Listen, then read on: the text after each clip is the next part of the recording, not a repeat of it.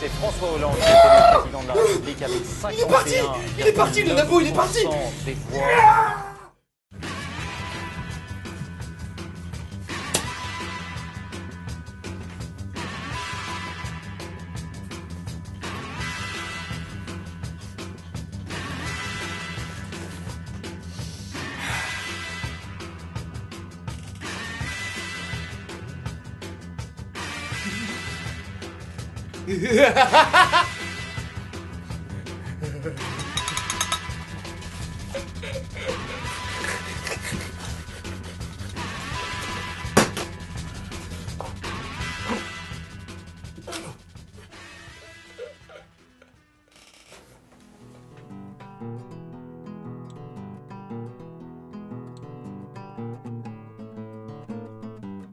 Critiquons, moquons-nous, des riches, des puissants, des cons et malbaisants, mais n'oublions jamais que la haine aveugle n'est pas sourde.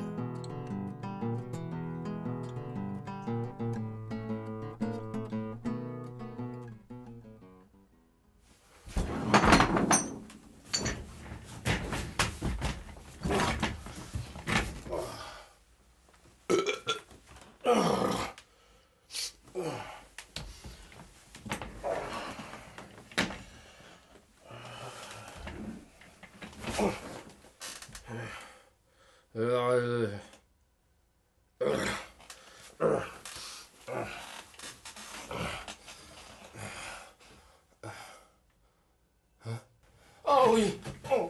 Oh, traite-moi de Maastricht. Oh. Vas-y, vas-y, enfonce-moi les propositions. Oh. Un instant, s'il vous plaît.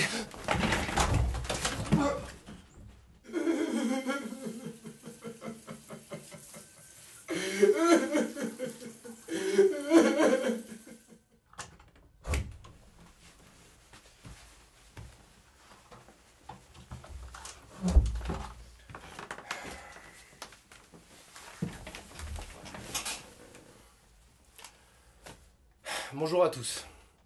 Le changement n'est pas forcément quelque chose de positif. On change bien souvent par obligation et non pas par choix. Opter pour un chancre mou plutôt qu'une tumeur agressive est seulement décidé. Si vous changez de slip par exemple, c'est certainement parce que l'odeur vous indispose, ou que les démangeaisons deviennent insupportables au point de transformer vos parties les plus intimes en pizza pepperoni sans anchois.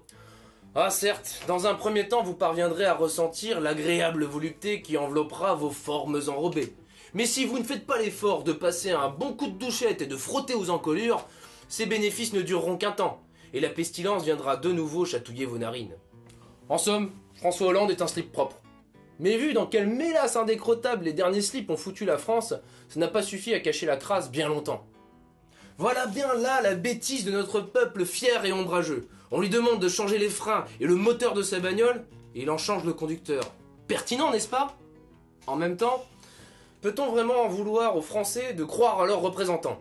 Oui, on peut. La gueule de bois suivant la bringue euphorique des lendemains de cuite électorale n'excuse pas tout. Elle n'excuse pas les conservateurs de tout poil de manifester contre un droit aux côtés des curtons et fascistes de la pire espèce. Elle n'excuse pas la guerre que les Maliens devront subir pour que nos intérêts énergétiques et financiers soient protégés de la racaille venant du Nord, et largement armés par notre ancien allié dans la région, un certain Kadhafi. Et surtout, elle ne saurait excuser qu'un ministre qui se dit de gauche et qui n'a de différence avec son prédécesseur que dans la couleur du haillon d'idées dont il se sert de parure, d'affirmer que la lutte des classes n'a jamais existé. Revenons un instant sur cette sentence malheureuse et sans appel que notre ministre du budget s'est cru bon de prononcer pour contrer les demandes de l'autre gauche. S'il est vrai qu'un représentant gouvernemental a des convictions qui lui sont propres, ou sales, suivant comment on se place, à chaque fois qu'il prend la parole en public, il engage celle de la France et de son État. À ce titre, je ne peux être que d'accord avec la maxime qui veut qu'un ministre, ou ça démissionne, ou ça ferme sa gueule. Dans le cas de cet ancien chirurgien esthétique, je préconise les deux, afin qu'à l'avenir il évite de nous abreuver de ses états d'âme libéraux.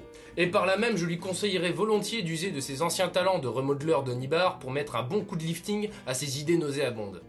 Ouais, le changement c'est bel et bien maintenant. Reste que c'est dans les vieux slips qu'on est le plus confortable. Et je connais au moins l'un d'entre eux qui ne refuserait pas de se frotter une nouvelle fois au corps électoral souillé, comme le gogo dancer politique qu'il est. Il nous reviendra tout propre, tout neuf, comme sorti de l'emballage. prêt à en découdre avec celui qui l'a vaincu de son slogan et de ses métamorphoses. Et si ce n'est pas lui, ce sera son ancien frère d'armes. Mais si, vous savez, le slip kangourou prêt à sauter sur toutes les occasions de se rapprocher des idées populistes. À mon avis, il nous faudra de l'air après le bombin politique que j'appelle de mes vœux. Pour ce faire, pensons à bien récurer les institutions entre les orteils, pour qu'il n'y subsiste ni champignons étatiques, ni bouloches rétrogrades suintant la vieille chaussette trouée. Par la suite, nous pourrons astiquer les séances scrutins et représentations sous ventrières nationales à grands coups de gants de crin. Les membres des assemblées devront être lavés de tout soupçon de corruption et, pour finir, appliquer un petit shampoing anti-bureaucratique pour terminer le travail. Après seulement, nous pourrons changer de style et de gouvernance pour qu'enfin le peuple puisse respirer à sa guise. Pourquoi pas un boxeur? C'est sexy, c'est saillant, ça épouse bien les formes. Mais ça colle un peu trop et si on s'échauffe, ça finit par gratter. En plus, ça coûte cher et passé un certain âge, ça devient pathétique. N'oublions pas que notre République a fêté en octobre dernier ses 54 ans. La décence et le bon goût ne sauraient accepter qu'elle se pavane en pareil accoutrement. Non. Ce qu'il nous faut, c'est un caleçon. Ça fait preuve d'ouverture, un caleçon. Ça s'adapte à tout, et surtout, les idées peuvent y circuler librement. Ah, c'est évident que ça peut être rebutant au premier abord. Mais notons fort à propos que ce sous-vêtement, tout disgracieux qu'il est, s'enlève en moins de temps qu'il ne faut pour dire « le pouvoir ne doit pas être conquis, il doit être détruit ». Allez les copains, réformons notre lingerie, dégraissons nos partis, et ne nous laissons plus berner par les changements esthétiques. Car n'oublions pas que tout peuple imbécile vit aux dépens de celui qui lui brouille les côtes. Cette leçon vaut bien Hollande sans doute. Ouais, abonnez lecteur, salut.